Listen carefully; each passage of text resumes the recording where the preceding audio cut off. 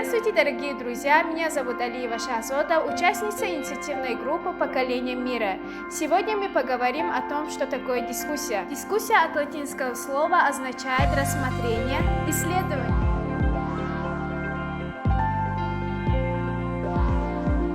Дискуссия обычно имеется в виду публичное обсуждение каких-либо проблем. Конечно же, это процесс принятия решения в группе.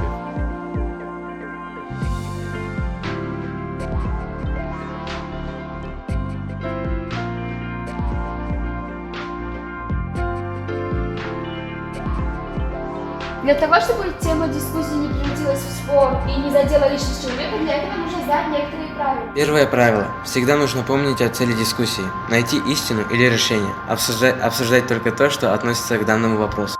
Второе. Стремитесь не к победе, а к истине.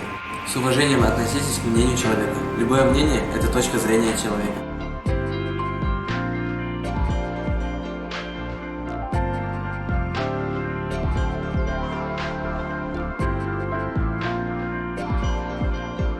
Интересно более подробно узнать о дискуссии? И вы хотите стать частью инициативной группы «Поколение мира»? Ждем вас! Центр дружбы и межнационального согласия. В профессионально-политехническом лицее города Худжанда.